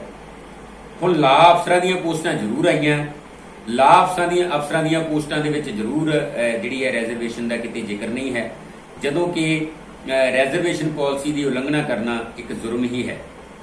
ਪਤਾ ਨਹੀਂ, ਹੁਣ ਦੇਖੋ ਲਾਅ ਵਾਲਿਆਂ ਨੇ ਹੀ ਲਾਅ ਦੀ ਰਾਖੀ ਕਰਨੀ ਹੁੰਦੀ ਹੈ, ਤੇ ਲਾਅ ਅਫਸਰਾਂ ਦੀਆਂ ਪੋਸਟਾਂ ਦੇ ਵਿੱਚ ਰਿਜ਼ਰਵੇਸ਼ਨ ਗਾਇਬ ਹੈ। ਇਹ ਤਾਂ ਇੱਕ ਬੜਾ ਗੰਭੀਰ ਮਸਲਾ ਹੈ। ਹਾਂ, ਕਿਤੇ ਨਾ ਕਿਤੇ ਇਹ ਵੀ ਦੇਖਣ ਦੇ ਵਿੱਚ ਆਇਆ ਕਿ ਰਿਜ਼ਰਵੇਸ਼ਨ ਪਾਲਿਸੀ ਦੀ ਉਲੰਘਣਾ ਜਾਣਬੁੱਝ ਕੇ ਐਸੀ ਭਾਈਚਾਰੇ ਦੇ ਵਿੱਚ ਹੀ ਪਾੜ ਪਾਉਣ ਲਈ ਕੀਤੀ ਜਾਂਦੀ ਹੈ। ਫਾਰ ਐਗਜ਼ਾਮਪਲ, ਪੰਜਾਬ ਦੇ ਵਿੱਚ ਜਿਹੜੀ ਰਿਜ਼ਰਵੇਸ਼ਨ ਪਾਲਿਸੀ ਹੈ ਉਹ 12.5% ਵਾਲਮੀਕ ਮਜ਼੍ਹਬੀ ਸਿੱਖ ਲਈ ਰੱਖਣੀ ਹੈ ਤੇ 12.5% ਰਵਿਦਾਸੀ ਐਂਡ ਅਦਰਸ ਵਾਸਤੇ। ਜਦੋਂ ਕਿ ਕਈ ਵਾਰ ਐਡਵਰਟਾਈਜ਼ਮੈਂਟ ਦੇ ਵਿੱਚ ਇਹ ਪਾਇਆ ਜਾਂਦਾ ਹੈ ਕਿ ਐਸੀਆਂ ਨੂੰ ਇਕੱਠਾ ਸ਼ੋਅ ਕਰ ਦਿੱਤਾ ਜਾਂਦਾ ਐਡਵਰਟਾਈਜ਼ਮੈਂਟ ਦੇ ਵਿੱਚ 25 ਪੋਸਟਾਂ, ਮੰਨ ਲਓ 25% ਹੈ ਜਿਹੜੀਆਂ ਉਹ ਸਿਰਫ ਐਸਸੀ ਲਿਖ ਕੇ ਉਹ ਸ਼ੋਅ ਕਰ ਦਿੱਤੀਆਂ ਜਾਂਦੀਆਂ, ਜਦੋਂ ਕਿ ਬਾਈਫਰਕੇਸ਼ਨ ਦੇ ਤਹਿਤ ਬਿਲਕੁਲ ਦੇਣੀਆਂ ਹੁੰਦੀਆਂ 12.5% ਐਸਸੀ ਐਮਐਡਬੀ ਵਾਸਤੇ ਤੇ 12.5% ਆਰ&ਓ ਵਾਸਤੇ। ਜਦੋਂ ਇਸ ਤਰ੍ਹਾਂ ਦੀ ਕੋਈ ਐਡਵਰਟਾਈਜ਼ਮੈਂਟ ਆਉਂਦੀ ਹੈ ਤਾਂ ਉੱਥੇ ਜਿਹੜਾ ਹੈ ਉਹ ਵਾਲਮੀਕ ਮਜ਼੍ਹਬੀ ਸਿੱਖ ਦੇ ਜਿਹੜੇ ਕਮਿਊਨਿਟੀ ਦੇ ਆਗੂ ਆ ਉਹਨਾਂ ਨੂੰ ਸੰਘਰਸ਼ ਕਰਨਾ ਪੈਂਦਾ ਹੈ, ਤੇ ਹਰ ਵਾਰ ਉਹ ਗਲਤੀ ਕਰਦੇ ਆ ਤੇ ਹਰ ਵਾਰ ਵਿਚਾਰੇ ਉਹ ਸੰਘਰਸ਼ ਕਰਕੇ ਉਹ ਦੁਬਾਰਾ ਉਸ ਐਡਵਰਟਾਈਜ਼ਮੈਂਟ ਨੂੰ ਠੀਕ ਕਰਵਾਉਂਦੇ ਆ। ਇਹ ਕਿਤੇ ਨਾ ਕਿਤੇ ਮੈਨੂੰ ਐਂ ਲੱਗਦਾ ਕਿ ਇਹ ਗਲਤੀ ਇੱਕ ਵਾਰੀ ਹੁੰਦੀ ਹੈ ਜਾਂ ਦੋ ਵਾਰੀ ਹੁੰਦੀ ਹੈ, ਹਰ ਵਾਰੀ ਤਾਂ ਨਹੀਂ ਨਾ ਗਲਤੀ ਹੁੰਦੀ। ਇਹਦਾ ਮਤਲਬ ਜਾਲ ਬੁੱਝ ਕੇ ਇੱਕ ਜਾਲ ਸਾਜੀ ਦੇ ਅਧੀਨ ਐਸੀ ਵਰਗ ਦੇ ਅੰਦਰ ਜਿਹੜਾ ਪਾੜਾ ਖੜਾ ਕਰਨ ਲਈ ਇਹ ਸਾਰਾ ਕੁਝ ਕੀਤਾ ਜਾਂਦਾ। ਇਹਦੇ ਤੋਂ ਸਰਕਾਰਾਂ ਨੂੰ ਚਾਹੀਦਾ ਕਿ ਐਸੇ ਜਿਹੜੇ ਅਧਿਕਾਰੀ ਹੈ ਉਹਨਾਂ ਤੇ ਨਕੇਲ ਕਸਣ, ਉਹਨਾਂ ਤੇ ਨੱਥ ਪਾਉਣ। ਡਾਕਟਰ ਸਾਹਿਬ, ਪਿਛਲੇ ਦਿਨੀ ਕਿਸਾਨ ਆਗੂਆਂ ਦਾ ਇੱਕ ਬਿਆਨ ਆਇਆ ਸੀਗਾ ਕਿ ਜੇਕਰ ਕੋਈ ਕਿਸਾਨ ਖੁਦਕੁਸ਼ੀ ਕਰ ਲੈਂਦਾ ਹੈ ਤਾਂ ਉਹਨੂੰ 1 ਕਰੋੜ ਰੁਪਈਆ ਦਿੱਤਾ ਜਾਵੇਗਾ। ਕੀ ਇਦਾਂ ਦੇ ਬਿਆਨ ਖੁਦਕੁਸ਼ੀਆਂ ਨੂੰ ਬੜਾਵਾ ਦੇਣ ਵਾਲੇ ਤਾਂ ਨਹੀਂ? ਦੇਖੋ, ਦੋ ਚੀਜ਼ਾਂ ਹੈ ਕਿ ਖੁਦਕੁਸ਼ੀ ਆਪਣੇ ਆਪ 'ਚ ਇੱਕ ਬਹੁਤ ਵੱਡਾ ਅਪਰਾਧ ਹੈ। ਸ਼ਾਸਤਰਾਂ ਧਰਮ ਗ੍ਰੰਥਾਂ ਦੇ ਵਿੱਚ ਵੀ ਖੁਦਕੁਸ਼ੀ ਨੂੰ ਮਹਾਪਾਪ ਮੰਨਿਆ ਗਿਆ ਤੇ ਕਾਨੂੰਨ ਦੀ ਨਜ਼ਰ ਦੇ ਵਿੱਚ ਵੀ ਖੁਦਕੁਸ਼ੀ ਇੱਕ ਬਹੁਤ ਵੱਡਾ ਪਾਪ ਹੈ। ਇੱਕ ਪਾਸੇ ਤਾਂ ਅਸੀਂ ਅਪਰਾਧ ਕਰੀਏ, ਇੱਕ ਪਾਸੇ ਅਸੀਂ ਉਹ ਪਾਪ ਕਰੀਏ ਤੇ ਉਲਟਾ ਅਸੀਂ ਹਰਜ਼ਾਨਾ ਮੰਗੀਏ। ਹਾਂ, ਜੇ ਕਿਸੇ ਨੇ ਮਜਬੂਰ ਕੀਤਾ ਉਹਨੂੰ ਖੁਦਕੁਸ਼ੀ ਕਰਨ ਵਾਸਤੇ, ਫਿਰ ਉਹ ਵੀ ਕਾਨੂੰਨ ਦੇ ਦਾਇਰੇ ਦੇ ਵਿੱਚ ਗੁਨਾਹ ਹੈ, ਫਿਰ ਤਾਂ ਜ਼ਰੂਰ ਪਰਚਾ ਦਰਜ ਹੋਣਾ ਚਾਹੀਦਾ ਹੈ ਆਪੋਜ਼ਿਟ ਧਿਰ ਤੇ। ਪਰ ਜਿਹੜੇ ਅਸੀਂ ਮੁਆਵਜ਼ੇ ਕਹਿੰਦੇ ਆ ਤੇ ਫਿਰ ਖੁਦਕੁਸ਼ੀਆਂ ਤਾਂ ਸਾਰੇ ਹੀ ਕਰਦੇ ਆ, ਇਕੱਲੇ ਕਿਸਾਨ ਹੀ ਥੋੜੀ ਕਰਦੇ ਆ। ਖੁਦਕੁਸ਼ੀ ਤਾਂ ਕੋਈ ਵੀ ਇਨਸਾਨ ਕਰ ਸਕਦਾ ਹੈ। ਇਸ ਮਨੁੱਖਤਾ ਦੀਆਂ ਜਿੰਨੀਆਂ ਵੀ ਕੈਟੇਗਰੀਆਂ ਬਣਾਤੀਆਂ ਅਖੌਤੀ ਲੋਕਾਂ ਨੇ, ਉਹ ਕੋਈ ਵੀ ਮਨੁੱਖ ਕਿਸੇ ਵੀ ਕੈਟੇਗਰੀ, ਧਰਮ, ਗਰੁੱਪ, ਕਾਸਟ ਦਾ ਕੋਈ ਵੀ ਬੰਦਾ ਖੁਦਕੁਸ਼ੀ ਕਰ ਸਕਦਾ ਹੈ। ਫਾਰ ਐਗਜ਼ਾਮਪਲ, ਮੈਂ ਤੁਹਾਨੂੰ ਦੱਸਦਾ ਕਿ ਇੱਕ ਸਟੱਡੀ ਕੀਤੀ ਹੈ ਪੰਜਾਬ ਯੂਨੀਵਰਸਿਟੀ, GNDU ਨੇ, ਪੰਜਾਬੀ ਯੂਨੀਵਰਸਿਟੀ ਪਟਿਆਲਾ ਨੇ ਤੇ ਪੰਜਾਬ ਐਗਰੀਕਲਚਰ ਯੂਨੀਵਰਸਿਟੀ ਲੁਧਿਆਣਾ ਨੇ। ਇਹਨਾਂ ਤਿੰਨਾਂ ਯੂਨੀਵਰਸਿਟੀਆਂ ਦੀ ਇੱਕ ਰਿਪੋਰਟ ਹੈ। ਉਹਦੇ ਵਿੱਚ ਉਹਨਾਂ ਨੇ ਦੱਸਿਆ ਕਿ 2000 ਤੋਂ ਲੈ ਕੇ 2015 ਤੱਕ 7300 ਮਜ਼ਦੂਰਾਂ ਨੇ ਖੁਦਕੁਸ਼ੀ ਕੀਤੀ ਹੈ। ਤੇ 9300 ਕਿਸਾਨਾਂ ਨੇ ਖੁਦਕੁਸ਼ੀ ਕੀਤੀ ਹੈ। ਕਿਸਾਨਾਂ ਨੂੰ ਤਾਂ ਮੁਆਵਜ਼ਾ ਮਿਲ ਜਾਂਦਾ ਹੈ, ਪਰ ਜਿਹੜੇ 7300 ਮਜ਼ਦੂਰਾਂ ਨੇ ਖੁਦਕੁਸ਼ੀ ਕੀਤੀ ਹੈ ਉਹਨਾਂ ਨੂੰ ਕਿੱਥੇ ਮੁਆਵਜ਼ਾ ਮਿਲਿਆ ਭਾਈ? ਉਹਨਾਂ ਨੂੰ ਕਿਉਂ ਨਹੀਂ ਮੁਆਵਜ਼ੇ ਦੀ ਫੈਸਿਲਿਟੀ? ਅੱਛਾ 1 ਕਰੋੜ ਰੁਪਈਆ ਕਹਿੰਦੇ ਮੁਆਵਜ਼ਾ ਦਿਓ, ਉਹ ਮੁਆਵਜ਼ਾ ਦੇਣਾ ਕਿੱਥੋਂ ਆ? ਕਿਸੇ ਨੇ ਆਪਣੀ ਜੇਬ ਚੋਂ ਥੋੜੀ ਦੇਣਾ, ਉਹ ਤਾਂ ਸਰਕਾਰੀ ਖਜ਼ਾਨੇ ਚੋਂ ਜਾਣਾ, ਤੇ ਸਰਕਾਰੀ ਖਜ਼ਾਨੇ ਤੇ ਤਾਂ ਸਾਰੇ ਪੰਜਾਬ ਦਾ ਹੱਕ ਹੈ ਭਾਈ। ਫਿਰ ਇਹਦਾ ਮਤਲਬ ਜਿਹੜਾ ਵੀ ਆਤਮ ਹੱਤਿਆ ਕਰਦਾ ਉਹਨੂੰ ਸਭ ਨੂੰ ਮੁਆਵਜ਼ਾ ਮਿਲੇ, ਫਿਰ ਇੱਕ ਪਾਸੜ ਮੁਆਵਜ਼ਾ ਕਿਉਂ? ਗਰੀਬ ਮਜ਼ਦੂਰ ਦੀ ਜਾਂ ਜਿਹੜੇ ਵਿਚਾਰੇ ਮਿਡਲਮੈਨ ਆ ਜਾਂ ਦੂਸਰੇ ਜਿਹੜੇ ਤਬਕੇ ਆ, ਜਿਹੜੇ ਭਾਵੇਂ ਉਹ ਵਪਾਰੀ ਤਬਕਾ ਜਾਂ ਦੁਕਾਨਦਾਰ ਤਬਕਾ, ਜਿਹੜੇ ਵੀ ਕੋਈ ਖੁਦਕੁਸ਼ੀਆਂ ਕਰਦੇ ਸਭ ਨੂੰ ਬਰਾਬਰ ਰੱਖੋ। ਫਿਰ ਇੱਕ ਪਾਸੜ ਨਾ ਕੰਮ ਕਰੋ। ਜੇ ਮੁਆਵਜ਼ੇ ਹੀ ਦੇਣੇ ਆ ਤਾਂ ਸਭ ਨੂੰ ਸਮਾਨਤਾ ਦੇ ਅਧਿਕਾਰ ਨਾਲ ਮੁਆਵਜ਼ੇ ਦਿਓ। ਇਹ ਗਲਤ ਹੈ। ਮੁਆਵਜ਼ੇ ਦੇਣੇ ਤਾਂ ਸਭ ਨੂੰ ਦਿਓ, ਇੱਕ ਪਾਸੜ ਮੁਆਵਜ਼ਾ ਤਾਂ ਮੈਂ ਤਾਂ ਬਿਲਕੁਲ ਇਹਨੂੰ ਸਹੀ ਨਹੀਂ ਕਹਿੰਦਾ। ਮੈਂ ਹੁਣੇ ਤੁਹਾਨੂੰ ਅੰਕੜਾ ਦੱਸਿਆ ਕਿ ਇਕੱਲੇ ਕਿਸਾਨ ਹੀ ਨਹੀਂ ਖੁਦਕੁਸ਼ੀਆਂ ਕਰਦੇ। ਹੁਣ ਰਹੀ ਗੱਲ, ਤੁਸੀਂ ਦੇਖੋ ਪਿੱਛੇ ਕਿਸਾਨ ਅੰਦੋਲਨ ਚੱਲਿਆ, ਉੱਥੇ ਕਹਿੰਦੇ 700 ਕਿਸਾਨਾਂ ਦੀ ਡੈਥ ਹੋਈ ਹੈ। ਤੁਹਾਨੂੰ ਲੱਗਦਾ ਕਿ ਇਕੱਲੇ 700 ਕਿਸਾਨ ਹੀ ਸੀਗੇ ਉੱਥੇ? ਕਿਸਾਨਾਂ ਦੇ ਵਿੱਚ ਮਜ਼ਦੂਰਾਂ ਨੇ ਵੀ ਪਾਰਟਿਸਿਪੇਟ ਕੀਤਾ, ਉੱਥੇ ਮਜ਼ਦੂਰਾਂ ਦੀ ਵੀ ਹੱਤਿਆ ਹੋਈ ਹੈ। ਮੈਂ ਇੱਕ ਪਿੰਡ ਦੇ ਵਿੱਚ ਗਿਆ ਸੀ, ਮੋਗਾ ਲਾਗੇ ਸੈਦ ਮੁਹੰਮਦ ਪਿੰਡ ਹੈ, ਆਈ ਥਿੰਕ ਸ਼ਾਇਦ ਉਸ ਪਿੰਡ ਦਾ ਨਾਮ ਸੈਦ ਮੁਹੰਮਦ ਸੀ। ਉੱਥੇ ਦੇ ਇੱਕ ਜਿਹੜਾ ਮਰਵੀ ਸਿੱਖ ਪਰਿਵਾਰ ਦੇ ਬੰਦੇ ਦੀ ਉੱਥੇ ਕਿਸਾਨ ਧਰਨੇ ਦੇ ਉੱਪਰ ਦਿੱਲੀ ਡੈਥ ਹੋਈ ਸੀ। ਉਹਨੂੰ ਉੱਥੇ ਕਿਸਾਨ ਜਥੇਬੰਦੀਆਂ ਵੀ ਆਈਆਂ ਸੀ। ਪਹਿਲੀ ਗੱਲ ਤਾਂ ਉਹਨਾਂ ਨੇ ਸਟੇਜ ਕੈਪਚਰ ਕਰ ਲਿਆ ਕਿ ਅਸੀਂ ਬੋਲਾਂਗੇ ਕਿਉਂਕਿ ਇਹ ਸਾਡਾ ਬੰਦਾ ਸੀ। ਉੱਥੇ ਉਹ ਵੱਧ ਚੜ ਕੇ ਬੋਲ ਰਹੇ ਸੀ, ਅਸੀਂ ਇਹਨਾਂ ਨੂੰ ਇੰਨੇ ਲੱਖ ਦੇਵਾਂਗੇ, ਅਸੀਂ ਇਹਨਾਂ ਨੂੰ ਇੰਨੇ ਲੱਖ ਦੇਵਾਂਗੇ, ਅਸੀਂ ਸਰਕਾਰ ਤੋਂ ਵੀ ਇੰਨੇ ਲੱਖ ਦਵਾਵਾਂਗੇ। ਪਰ ਹੁਣ ਪਤਾ ਲੱਗਿਆ ਕਿ ਉਹਨਾਂ ਨੂੰ ਤਾਂ ਵਿਚਾਰਿਆਂ ਨੂੰ ਮਿਲਿਆ ਹੀ ਕੁਛ ਨਹੀਂ। ਇਹ ਕੋਈ ਸਮਾਨਤਾ ਥੋੜੀ ਹੈ, ਇਹ ਕੋਈ ਇਨਸਾਨੀਅਤ ਥੋੜੀ ਹੈ। ਜੇ ਕਿਸਾਨ ਖੇਤ ਮਜ਼ਦੂਰ ਯੂਨੀਅਨ ਦੀ ਗੱਲ ਕਰਦੇ ਹੋ ਨਾ, ਤਾਂ ਫਿਰ ਏਕਤਾ ਸਾਰਿਆਂ ਲਈ ਬਰਾਬਰਤਾ ਮੰਗਦੀ ਹੈ। ਇਹ ਨਹੀਂ ਆ ਵੀ ਕਿਸੇ ਨਾਲ ਅਸੀਂ ਵਿਤਕਰਾ ਕਰੀਏ ਤੇ ਕਿਸੇ ਨੂੰ ਸਿਰਫ ਅਸੀਂ ਵਰਤੀਏ ਆਪਣੇ ਕੰਮਾਂ ਲਈ। ਇਸਤੇਮਾਲ ਨਾ ਕਰੋ ਮਜ਼ਦੂਰਾਂ ਦਾ, ਮਜ਼ਦੂਰਾਂ ਦੇ ਹੱਕਾਂ ਦੀ ਰਾਖੀ ਵੀ ਕਰੋ। ਇਹ ਇਨਸਾਨੀਅਤ ਲਈ ਸ਼ੋਭਾ ਨਹੀਂ ਦਿੰਦਾ। ਸੋ ਅੰਤ ਵਿੱਚ ਡਾਕਟਰ ਸਾਹਿਬ, ਇਸ ਮਜ਼ਦੂਰ ਵਰਗ ਨੂੰ ਤੁਹਾਡੇ ਵੱਲੋਂ ਕੋਈ ਸੁਨੇਹਾ, ਇਕਜੁੱਟ ਕਿਵੇਂ ਹੋਣ, ਆਪਦੀ ਇਕਜੁੱਟਤਾ ਦਿਖਾ ਕੇ ਸਰਕਾਰਾਂ ਤੇ ਜਾਂ ਹੋਰ ਲੋਕਾਂ ਤੇ ਆਪਦਾ ਪ੍ਰਭਾਵ ਕਿਵੇਂ ਪਾਉਣ ਤਾਂ ਕਿ ਆਪਦੀਆਂ ਮੰਗਾਂ ਜਿਹੜੀਆਂ ਆਪਦੇ ਹੱਕਾਂ ਨੂੰ ਪ੍ਰਾਪਤ ਕਰ ਸਕਣ, ਇਹਦੇ ਬਾਰੇ ਕੀ ਕਹੋਗੇ? ਇਹਨਾਂ ਨੂੰ ਕੀ ਸੁਨੇਹਾ ਦਿਓਗੇ ਮਜ਼ਦੂਰ ਭਾਈਚਾਰੇ ਨੂੰ? ਜੀ, ਇਹ ਬੜਾ ਹੀ ਤੁਹਾਡਾ ਵਾਜਬ ਸਵਾਲ ਹੈ।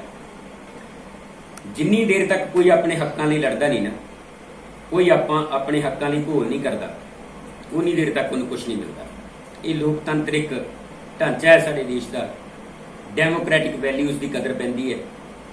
ਜਮਹੂਰੀ ਚੇਤਨਾ ਦੀ ਘਾਟ ਹੈ ਮਜ਼ਦੂਰਾਂ ਦੇ ਵਿੱਚ।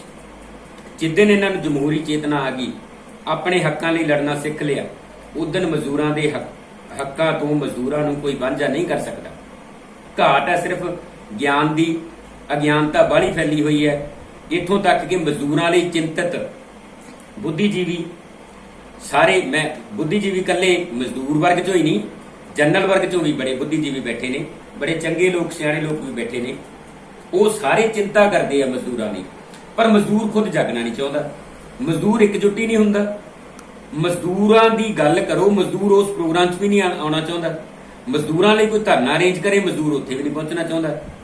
ਫਿਰ ਮਜ਼ਦੂਰਾਂ ਨੂੰ ਹੱਕ ਕਿਵੇਂ ਮਿਲਣਗੇ? ਹੱਕ ਮੰਗਿਆਂ ਕਦੇ ਮਿਲਦੇ ਨਹੀਂ, ਹੱਕ ਤਾਂ ਖੋਹਣੇ ਪੈਂਦੇ ਆ। ਜਿਵੇਂ ਕਿਸਾਨ ਜਥੇਬੰਦੀਆਂ ਖੋਹ ਲੈਂਦੀਆਂ, ਜਾਂ ਹੋਰ ਜਿਹੜੇ ਲੋਕ ਹੈ ਜਾਂ ਮੁਲਾਜ਼ਮ ਵਰਗ ਲੈ ਲੈਂਦਾ ਆਪਣੇ ਹੱਕ ਧਰਨੇ ਲਾ ਕੇ, ਤੇ ਫਿਰ ਧਰਨੇ ਮੁਜ਼ਾਹਰੇ ਕਰਨ ਵਾਸਤੇ ਡੈਮੋਕ੍ਰੈਟਿਕ ਜਿਹੜੀ ਭਾਵਨਾ ਨੂੰ ਸਮਝ ਕੇ ਡੈਮੋਕ੍ਰੈਟਿਕ ਤਰੀਕਿਆਂ ਦੇ ਨਾਲ ਇੱਕ ਪ੍ਰੈਸ਼ਰ ਗਰੁੱਪ ਬਣਾ ਕੇ ਮਜ਼ਦੂਰਾਂ ਨੂੰ ਵੀ ਆਪਣੇ ਜਮਹੂਰੀ ਹੱਕਾਂ ਲਈ ਲੜਨਾ ਚਾਹੀਦਾ ਹੈ। ਜਿੰਨੀ ਦੇਰ ਤੱਕ ਮਜ਼ਦੂਰ ਇਕੱਠੇ ਨਹੀਂ ਹੋਣਗੇ, ਉਹਨਾਂ ਨੂੰ ਉਹਨਾਂ ਦੇ ਹੱਕ ਨਹੀਂ ਮਿਲ ਸਕਦੇ। ਇਸ ਆਪਣੇ ਪੰਜਾਬ ਦੇ ਅੰਦਰ ਮਜ਼ਦੂਰਾਂ ਦੀ ਗਿਣਤੀ ਕੋਈ ਘੱਟ ਨਹੀਂ ਹੈ। ਜਿਸ ਦਿਨ ਮਜ਼ਦੂਰ ਇਕੱਠੇ ਹੋ ਗਏ ਨਾ, ਤੇ ਸਾਰੇ ਪੰਜਾਬ ਦਾ ਜਿਹੜਾ ਉਹ ਕਾਰੋਬਾਰ ਹੈ ਉਹ ਠੱਪ ਹੋ ਜਾਊਗਾ। ਮਜ਼ਦੂਰਾਂ ਨੂੰ ਆਪਣੀ ਸ਼ਕਤੀ ਪਹਿਚਾਨਣ ਦੀ ਲੋੜ ਹੈ। ਮਜ਼ਦੂਰ ਬਹੁਤ ਸ਼ਕਤੀਵਾਨ ਨੇ, ਮਜ਼ਦੂਰ ਬਹੁਤ ਪਾਵਰਫੁਲ ਨੇ, ਪਰ ਮਜ਼ਦੂਰ ਆਪਣੀ ਸ਼ਕਤੀ ਹੀ ਪਹਿਚਾਨਦੇ ਨੇ। ਜਿੱਦਣ ਮਜ਼ਦੂਰ ਜਾਗ ਪਏ, ਉਦਣ ਮਜ਼ਦੂਰਾਂ ਦੇ ਹੱਕ ਆਪਣੇ ਆਪ ਆਟੋਮੈਟਿਕਲੀ ਸਰਕਾਰਾਂ ਨੂੰ ਦੇਣੇ ਪੈਣਗੇ। ਮੈਂ ਮਜ਼ਦੂਰਾਂ ਨੂੰ ਇਹੀ ਸੁਨੇਹਾ ਦੇਣਾ ਚਾਹੁੰਦਾ ਹਾਂ ਕਿ ਸੱਜਣੋ, ਇਕਮੁੱਠ ਹੋ ਜਾਓ। ਬੇਸ਼ੱਕ ਕਈ ਵਾਰੀ ਅਸੀਂ ਸੁਣਦੇ ਹਾਂ ਕਿ ਦੇਸ਼ ਦੀ ਆਜ਼ਾਦੀ ਵੇਲੇ ਇੱਕ ਦਿਨ ਲੋਕੀ ਵਰਤ ਵੀ ਰੱਖ ਲੈਂਦੇ ਸੀ। ਉਹ ਭਾਈ, ਤੁਸੀਂ 2 ਵਕਤ ਦੀ ਰੋਟੀ ਵੀ ਖਾ ਨਹੀਂ ਸਕਦੇ। ਇੱਕ ਵਕਤ ਦੀ ਰੋਟੀ ਭਾਵੇਂ ਛੱਡ ਦਿਓ, ਪਰ ਆਪਣੇ ਹੱਕਾਂ ਲਈ ਜਮਹੂਰੀ ਚੇਤਨਾ ਦੇ ਤਹਿਤ ਲੜਨਾ ਸ਼ੁਰੂ ਕਰੋ।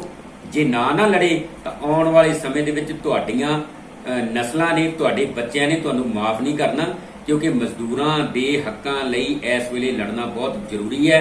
ਜਿਹੜੀ ਵੀ ਪਾਲਿਸੀ ਪੈਦਾ ਹੁੰਦੀ ਹੈ ਉਹ ਮਜ਼ਦੂਰ ਵਿਰੋਧੀ ਪੈਦਾ ਹੋ ਰਹੀ ਹੈ। ਆ ਪਿੱਛੇ ਜੇ ਬੜਾ ਅਖਬਾਰਾਂ ਦੇ ਵਿੱਚ ਨਸ਼ਰ ਹੋਇਆ ਸੀ ਕਿ ਮਜ਼ਦੂਰਾਂ ਲਈ ਬਣਾਏ ਗਏ 35 ਲੇਬਰ ਕਾਨੂੰਨਾਂ ਦੇ ਵਿੱਚੋਂ 33 ਲੇਬਰ ਕਾਨੂੰਨ ਸਸਪੈਂਡ ਕਰ ਦਿੱਤੇ ਗਏ, ਖਾਸ ਕਰ ਯੂਪੀ ਦੇ ਵਿੱਚ। ਇਦਾਂ ਦਾ ਵਰਤਾਓ ਪੂਰੇ ਦੇਸ਼ ਦੇ ਵਿੱਚ ਇੱਕ ਸਟੇਟ ਨੂੰ ਦੇਖ ਕੇ ਦੇਖਾ ਦੇਖੀ ਸ਼ੁਰੂ ਹੋ ਜਾਏਗਾ। ਫੈਕਟਰੀਆਂ ਦੇ ਵਿੱਚ ਉਹ ਕਹਿੰਦੇ 12 ਘੰਟੇ 8 ਘੰਟੇ ਦੀ ਬਜਾਏ 12 ਘੰਟੇ ਮਜ਼ਦੂਰ ਕੰਮ ਕਰਨਗੇ। ਛੁੱਟੀਆਂ ਉਹਨਾਂ ਦੀਆਂ ਕੱਟਤੀਆਂ। ਜਿਹੜੇ ਬਾਬਾ ਸਾਹਿਬ ਭੀਮ ਰਾਓ ਅੰਬੇਦਕਰ ਨੇ ਸਾਨੂੰ ਹੱਕ ਲੈ ਕੇ ਦਿੱਤੇ ਸੀ, ਸਾਡੇ ਹੱਕ ਦੇ ਵਿੱਚ ਕਾਨੂੰਨ ਬਣਾਏ ਸੀ, ਉਹਨਾਂ ਦਾ ਘਾਣ ਹੋ ਰਿਹਾ। ਇਹ ਸਿਰਫ ਤੇ ਸਿਰਫ ਮਜ਼ਦੂਰਾਂ ਦੀ ਜਾਗਰੂਕਤਾ ਦੀ ਕਮੀ ਦੇ ਕਾਰਨ ਹੈ। ਮਜ਼ਦੂਰ ਭਰਾਵੋ, ਇਕਮੁੱਠ ਹੋ ਜਾਓ। ਇਨਸਾਨੀਅਤ ਦੇ ਖਾਤਰ ਸਾਰੇ ਬੁੱਧੀਜੀਵੀ ਵਰਗ ਤੁਹਾਡੇ ਨਾਲ ਹੈ। ਸਰਕਾਰਾਂ ਵੀ ਤੁਹਾਡਾ ਸਾਥ ਦੇਣਗੀਆਂ, ਪਰ ਸਾਥ ਤਾਂ ਦੇਣਗੀਆਂ ਪਹਿਲਾਂ ਇਕਜੁੱਟਤਾ ਦਿਖਾਓ ਤੇ ਆਪਣੀਆਂ ਹੱਕਾਂ ਲਈ ਸੰਘਰਸ਼ੀ ਘੋਲ ਕਰੋ। ਜੀ, ਆਪਣੇ ਹੱਕਾਂ ਲਈ ਮਜ਼ਦੂਰ ਭਰਾਵੋ ਇੱਕ ਹੋ ਜਾਓ, ਇਹ ਕਹਿਣਾ ਸੀ ਡਾਕਟਰ ਅਵਤਾਰ ਸਿੰਘ ਰਾਣਾ ਦਾ। ਡਾਕਟਰ ਅਵਤਾਰ ਸਿੰਘ ਰਾਣਾ ਉਸ ਵਰਗ ਦੇ ਵਿੱਚੋਂ ਨੇ ਔਰ ਅਕਸਰ ਉਹਨਾਂ ਦੇ ਆਰਟੀਕਲ ਤੁਸੀਂ ਮਜ਼ਦੂਰ ਵਰਗ ਨੂੰ ਹਲੂਣ ਦੇ ਪੜ੍ਹਦੇ ਹੋ। ਸਹਿਯੋਗੀ ਗੁਰਵਿੰਦਰ ਸਰਾਵਾਂ ਦੇ ਨਾਲ ਪ੍ਰਗਟ ਸਿੰਘ ਰਾਜਿਆਣਾ, ਪੰਜਾਬ ਟੀਵੀ, ਫਰੀਦਕੋਟ।